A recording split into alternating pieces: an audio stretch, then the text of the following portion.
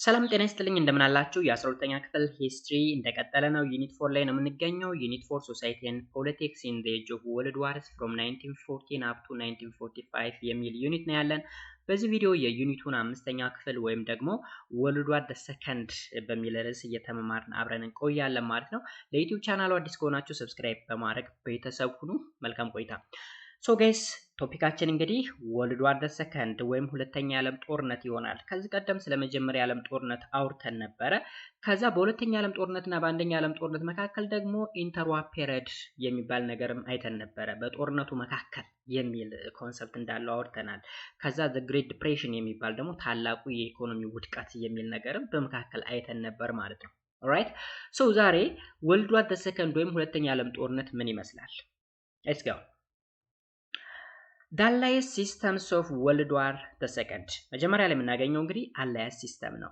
Allied System ስንል እንግዲህ ህብረት ነው በሁለተኛ ዓለም ጦርነት ህብረቶች አሉ ልክ እንደ መጀመሪያ ዓለም ጦርነት የመጀመሪያ ዓለም ጦርነት ላይ ታችሁ ከሆነ ኢንታንቲን የሚባል አንድ ህብረት ነበረ ሴንትራል ፓወር የሚባል ደግሞ ሌላ ህብረት ነበረ ስለዚህ በሁለተኛ ዓለም ጦርነት ልክ እንደ አንደኛ ዓለም ጦርነት ሲስተሞች አሉ የአላያንስ ሲስተሞች ወይም ደግሞ የመተባበር ስርዓቶች ነበሩ ማለት ነው ጀስት አንድ ሀገር ብቻውን አልነበረም ሲፋለም ወይም ሲዋጋ የነበረው ህብረት ፈጥረው 3 4 ምናምን በመሆን ነበረ ተቧድ ነው ሲታኮሱ ወይም ደግሞ ጦርነቱን ሲያካሂዱት የነበሩት ማለት ነው After World War the First European government tried to maintain peace through negotiation እንግዲህ ከመጀመሪያ ዓለም ጦርነት በኋላ የአውሮፓ መንግስታት ፒስን ወይም ደግሞ ሰላምን ለማስፈን እየሞከሩ ነበረ በምን በኔጎሺዬሽን ወይም ደግሞ በድርድር ማለት ነው የአንደኛ ዓለም ጦርነት እንግዲህ በጣም ዘርፈ ብዙ የሚባል ቀውሶችን ይዞ ነው የመጣው በጣም ብዙ ውድመት የሰውም የማቴሪያልም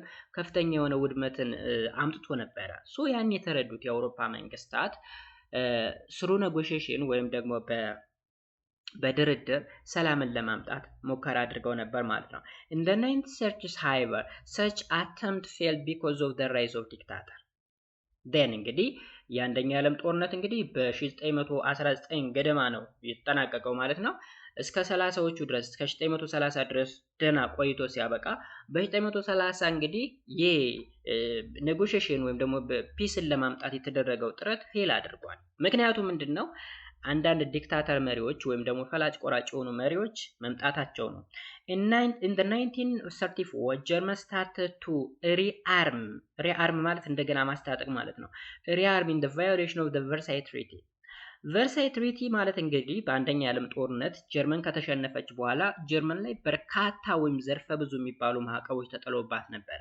ከነዛ ማዕቀቦች መካከል እንግዲህ የጦር መሳሪያ እንዳትታጠቅ ወይም ደግሞ የጦር መሳሪያ ቀነሳ እንድታደርግ የሚል ነበር ማለት ነው ሶ ያንን የቨርሳይን ስምምነት በመጣስ በ1934 ጀርመን እንደገና ሪአርም ወይም ደግሞ እንደገና መታጠቅ ራሷን በጦር መሳሪያ ማስታጠቅ ቀጠለች ማለት ነው A year later, Japan began to rebuild its naval force in violations of the Washington Agreements of the 1922.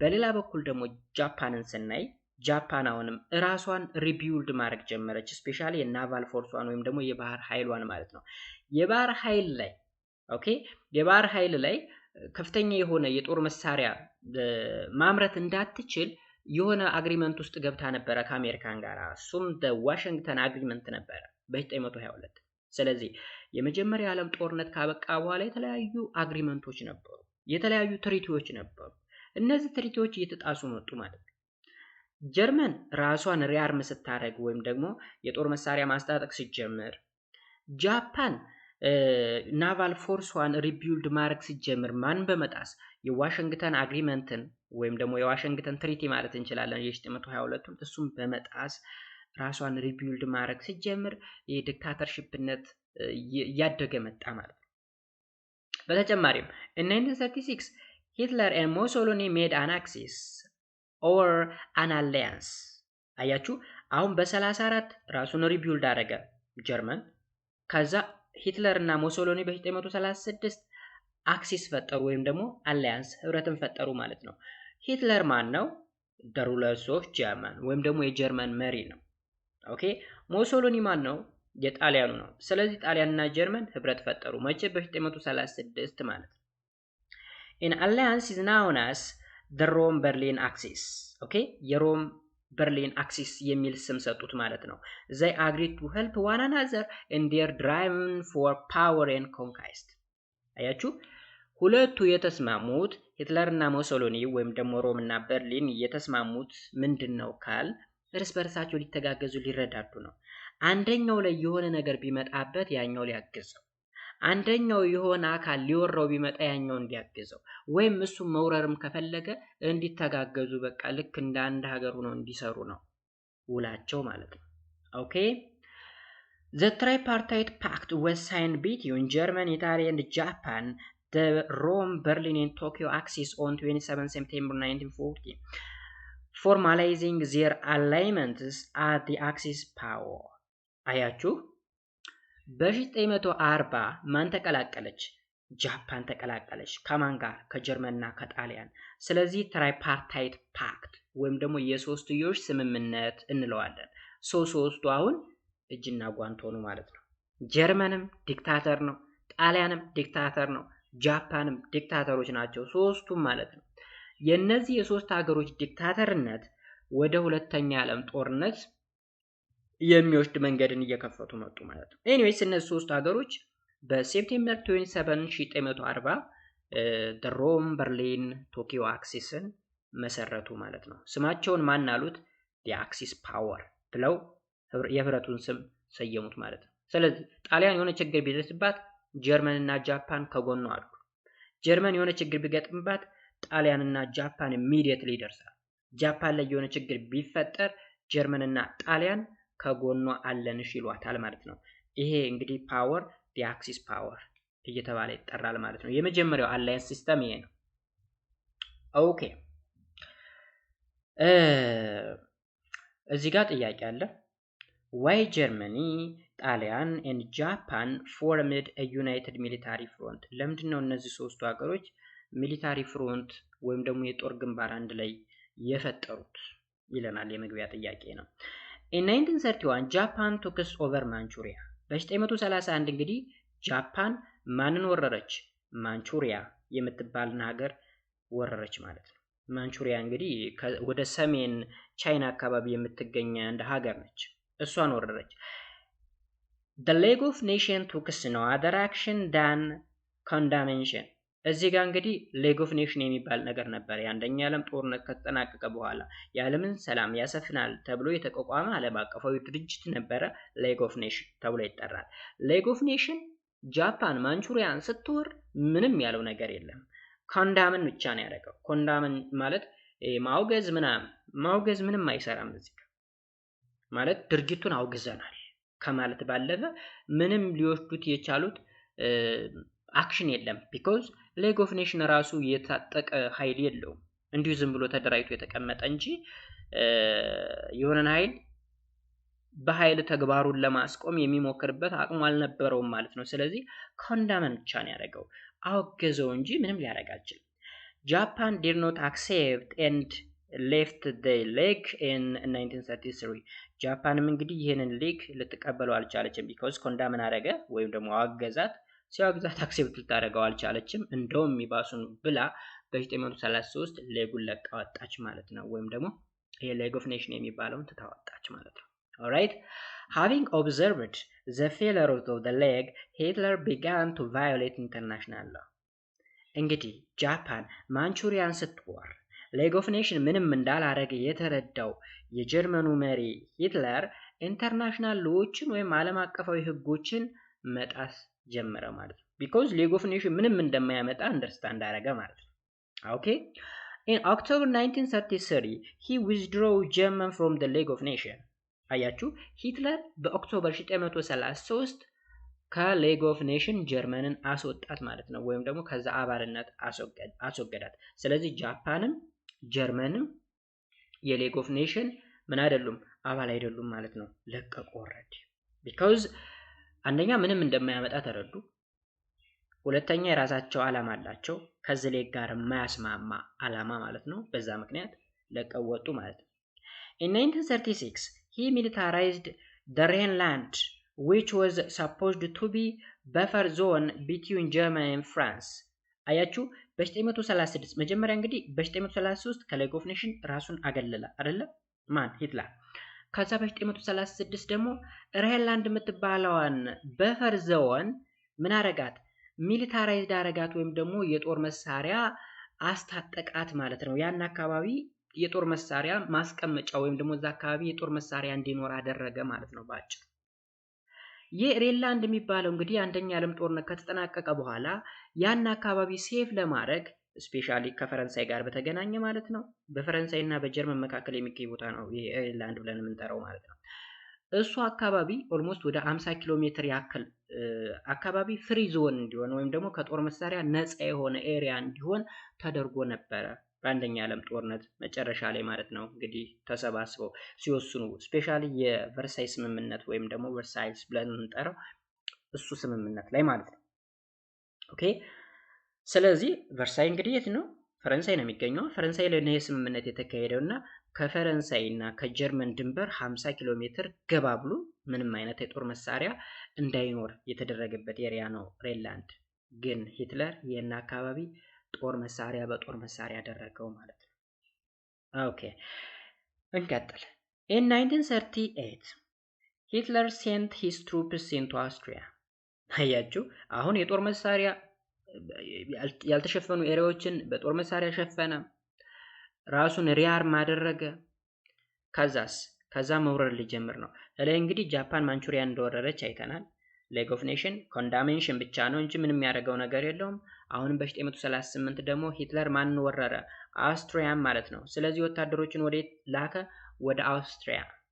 ጋይስ እዚህ ጋር አውስትሪያ እና አውስትራሊያ ይለያያል። እሺ አውስትሪያ እና አውስትራሊያ ይለያያል። ሜቢ አውስትሪያን ብዙ ጊዜ አውስትሪያ ሃንጋሪ የተባለ ነው የምታውቁት። ሃንጋሪ ራሱን የቻለ ሀገር ነው። አውስትሪያ ራሱን የቻለ ነው፣ ግን ሰምታይምስ አውስትሪያ ሃንጋሪ እየተባሉ ይጠራሉ። አንድ ላይ ሆኖ የነበረበት ጊዜ ስለነበረ ማለት ነው። አውስትራሊያ ግን ኮንቲነንትም ነው ሀገርም ነው፣ ራሱን የቻለ ሌላ ኤሪያ ላይ ነው ያለው። This was in violations of the Versailles Peace Treaty። እንግዲህ ሂትለር ወደ አውስትሪያ የጦር መሳሪያ ወይም ደግሞ ወታደሮቹን ሲልክ የቨርሳይን ስምምነት እየጣሰ እንደሆነ ይታወቃል። This was a violation of the Versailles Peace Treaty. Fascist Italy also felt that it should control new territory as soon as possible. አሁን ደግሞ ጣሊያን ነው የቀረችው። ጣሊያንም ልክ እንደነ ጀርመን እና እንደነ ጃፓን አዳዲስ ቦታዎችን መያዝ እንዳለባት ያውን በፍጥነት ማለት ነው as soon as possible በተቻለ መጠን መያዝ እንዳለባት ተሰማት ማለት ነው። እኔ እስከማን አንሳለሁ? ጃፓን ማንቹሪያን ወራ ከያዘች፣ ጀርመን አውስትሪያን ከያዘች ዋይ ኖት እኔ ለምንድን ነው as soon as possible በፍጥነት አዳዲስ ኤሪያዎችን መያዝ የማልችለው ለምንድን ነው የሚል ሐሳብ አመጣ ማለት ነው ሞሶሎኒ። ኦኬ ቤንቶ ሞሶሎኒ። In 1935 ሞሶሎኒ ኢንቫይድድ ኢትዮጵያ። ስለዚህ በ1935 እሱ ማንን ወረረ? ኢትዮጵያን። The League of Nations failed to stop Mussolini's aggression። እንግዲህ የሌግ ኦፍ ኔሽን ወይም ህብረቱ ማለት ነው የጣሊያንን ጸባጫሪነት ወይም ደግሞ ኢትዮጵያ ላይ የተደረገውን ወረራ ማስቆም አልቻለም። እንደውም ምንድነው ያደረገው? ኮንዳመንና ይሄ ምንድነው የሚባለው ሳንክሽን ነው፣ ማዕቀብና ማውገዝ ብቻ ነው፣ ሌላ ምንም ነገር የለም። በዚህ እነዚህ ዲክታተርሺፕ መሪ ባለበት ሀገር ላይ ደግሞ ኮንዳመንና ሳንክሽን ምንም አይደለም። ማዕቀብና ማውገዝ ብርቅ አይደለም ለነሱ ማለት ነው። ስለዚህ አሁን የተካሄደውን ጠቅለል እናድርግ። በመጀመሪያ በ931 ጃፓን ማንቹሪያን ወረረች። ሌግ ኦፍ ኔሽን ምንም አላለም። ሁለተኛ በ938 ሂትለር አውስትሪያን ወረረ። ሌግ ኦፍ ኔሽን ምንም አላለም። ሶስተኛ በ935 ጣሊያን ወይም ሞሶሎኒ ኢትዮጵያን ወረረች። ሌግ ኦፍ ኔሽን ምንም አላለም። ስለዚህ ሶስቱ አክሲስ ፓወር የምንላቸው ጃፓንም በሉት ጀርመንም ጣሊያንም የፈለጉትን ሲያደርጉ ሌግ ኦፍ ኔሽን ያለምን ሰላም ያሰፍናል ተብሎ የተቋቋመው ድርጅት ምንም ማድረግ አልቻለም። ኔክስት አፒዝመንት ማለት ጀስት ልምምጥ ልንለው እንችላለን። ልምምጥ ማለት የሆነ ነገር እንዲደረገላችሁ መለማመጥ ነው። ቃሉ አዲሳችሁ አይሆንም።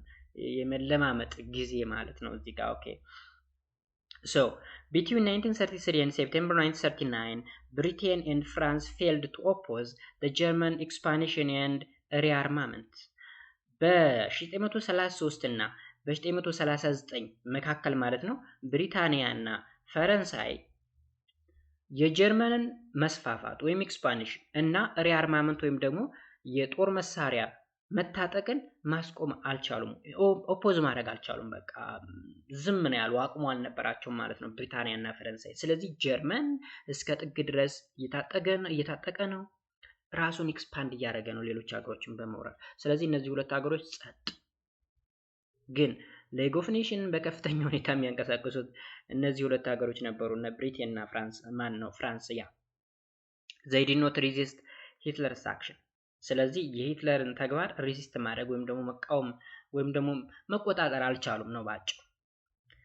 The policy of making political and territorial concession to Hitler in the hopes of satisfying him instead of resisting him was the policy that is became known as appeasement ብለን እንጠራዋለን።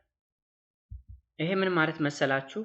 አሁን እዚህ ጋር ሬዚስት ማድረግ አልቻሉም ብለናል አይደለ? they did not resist Hitler's action ወይም ደግሞ Britain and France failed to oppose German expansion and rearmament ብለናል አይደለ? ስለዚህ ኦፖዝ ማድረግም አልቻሉም፣ ሬዚስት ማድረግም አልቻሉም። ስለዚህ የሆነ ፖሊሲ አለ። ይህም ፖሊሲ ምንድነው እንግዲህ የግዛት ማስፋፋትና የፖለቲካል ትሪቲዎች አሉ ወይም ስምምነቶች አሉ። ምን ለማድረግ? ሂትለርን በመቃወም ፈንታ ከሱ ጋር እንደዚህ አይነት ስምምነቶችን የማካሄድ ይህ የሚያካሂዱትም እንደው እሱን ካስደሰተው እና ከራራለን ወይም ደግሞ ጀስት የሆነ ይህን ካደረገ በኋላ ይረካና ይተወዋል በሚል የተለያዩ ስምምነቶችን ያደርጉ ነበር። ይህም ማለት እንግዲህ እሱን ከመቃወም ይልቅ እሱን ለማርካት ተስፋ በማድረግ ለሂትለር የፖለቲካና የግዛት ስምምነቶችን የማድረግ ፖሊሲ ነው አፒዝመንት ብለን የምንጠራው። በቃ እስቲ የግዛት ማስፋፋት ስምምነቶችን የፖለቲካ ስምምነቶችን እናደርግና እስኪ የሚያረካው ከሆነ ወይም ደግሞ ሳቲስፋይ ያደርገዋል ብለን እናስብ ብለው የሚያደርጉት ስምምነት ነው አፒዝመንት ብለን የምንጠራው። ኦኬ። ስለዚህ አፒዝመንት ያው እንዲህ ኮንቴክስቹዋል የተደረዱት ልምምጥ ነው። ሰውየውን ካስደሰተው በሚል የፖለቲካልና የቴሪቶሪያል ስምምነቶችን የማድረግ ምናምን ሁኔታ ነው ባጭሩ አፒዝመንት የሚባለው ማለት ነው።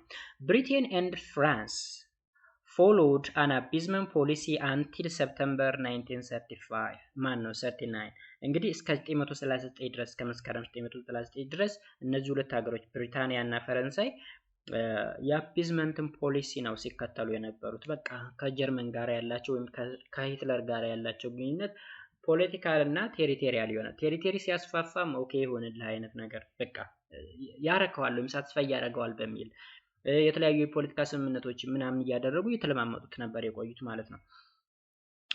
they followed this policy because they were not ready for war and did not want to go to war። እንግዲህ ይህን ፖሊሲ ሲከተሉ የነበሩት ለምንድን ነው? ወደ ጦር ሜዳ መግባት አልፈለጉም ወይ ራሳቸውን ለጦርነት አላዘጋጁም ነበር ማለት ነው። they were not ready okay they were not ready for war and did not want to go to war። እንግዲህ ወደ ጦርነት መግባት አልፈለጉም፣ ሁለተኛ ደግሞ ራሳቸውን አላዘጋጁም። ወደ ጦርነት መግባት ያልፈለጉት ለምን መሰላችሁ? አንደኛ በመጀመሪያ ዓለም ጦርነት በጣም ዘርፈ ብዙ የሚባል ውድመት ተከስቶ ነበር፣ የማቴሪያልም የሰው ኃይልም ማለት ነው። ሁለተኛ ኢንተርዋር ፔሪድ ብለን የምንጠራው በጦርነቱ መካከል የነበረው ጊዜን ስናይ ደግሞ ግሬት ዲፕሬሽን የሚባል ነበረ፣ ታላቁ የኢኮኖሚ ውድቀት ነበረ። ስለዚህ አብዛኞቹ የአውሮፓ ሀገሮች በኢኮኖሚ ደቀው ነበረ። ስለዚህ ድጋሚ ወደ ጦርነት መግባት አይፈልጉም ነበር ማለት ነው። The USA also turned its back on Europe's political problem to avoid being involved in another war. Even American ራሱ ለአውሮፓ ጀርባዋን ነው የሰጠች። Okay? Turned its back on European political problem። እንግዲህ የአውሮፓ የፖለቲካ ችግሮች አሉ። ለነዚህ ችግሮች ፊት ላለመስጠት ጀርባዋን because ለምንድን ነው ካል ወደ ሌላ ጦርነት ላይ ኢንቮልቭ ማድረግ አልፈለገችም ወይም ደግሞ መሳተፍ አልፈለገችም። ስለዚህ USA ለአውሮፓ የፖለቲካ ችግር ጀርባዋን ይሰጠች።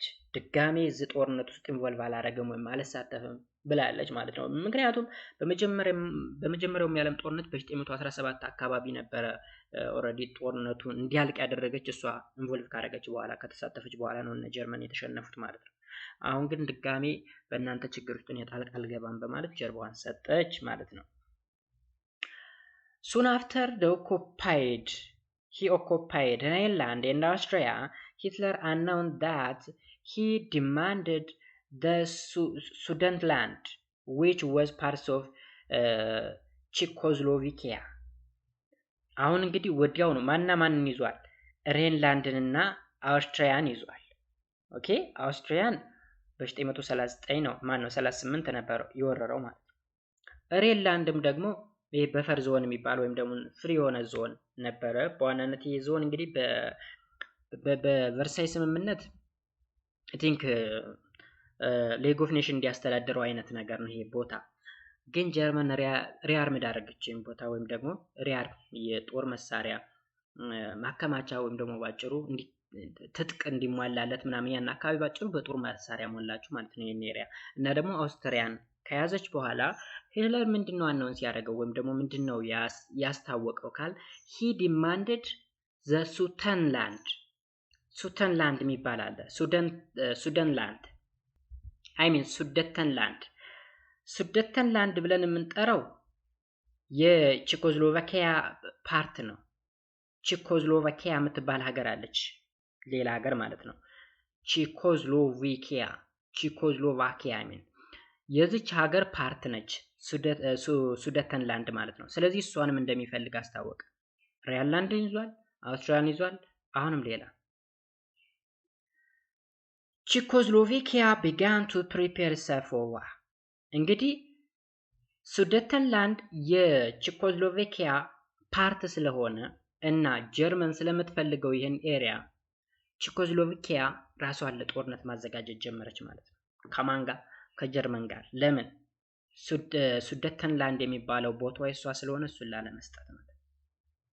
In 1938 Prime Minister Neville Chamberlain of the Britain, Premier Edward Daladier of France, Mussolini of Italy, and Hitler of Germany meet in Munich። እነዚህ የሀገር መሪዎች እንግዲህ ሙኒክ ላይ ተገናኙ። የማን ጠቅላይ ሚኒስትር? የብሪቴን ማን ነበር በሰዓቱ? ኔቫይል ቻምበርሌን። ኤንድ የፈረንሳዩ ደግሞ ማን ነው? ፕሪሚየር ኤድዋርድ ዳልዲየር። የጣሊያኑ ሙሶሎኒ፣ የጀርመኑ ሂትለር የተገናኙ ሙኒክ። ሙኒክ የት ነው ያለው? የጀርመን ከተማ ነው። ሜቢ በኳስ የሚተረዱ ከሆነ ባየር ሙኒክ የሚባል የኳስ ክለብ ታውቃላችሁ። ኤኒዌይስ ሙኒክ ሲቲ ኢን ጀርመን ነው፣ ጀርመን ውስጥ ያለ ከተማ ነው። ሶ እነዚህ ሀገር መሪዎች ተገናኙ ማለት ነው።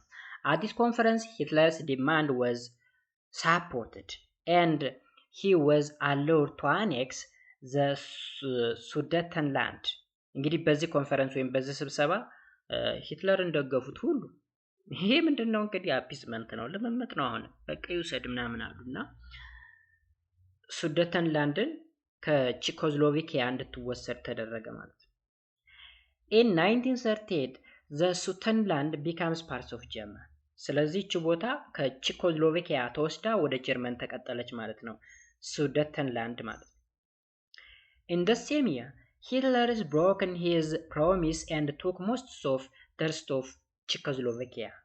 ከዛ በዚሁ በተመሳሳይ ዓመት ወይም በ1938 ማለት ነው ቃሉን በማጥፍ ሱደተንላንድን ብቻ ነው የምፈልግ ያለው ሰውዬ ሙሉ ቼኮስሎቫኪያን መውረር እፈልጋለሁ ወይም መውሰድ እፈልጋለሁ ብሎ ቃሉን አጠፈ ማለት ነው።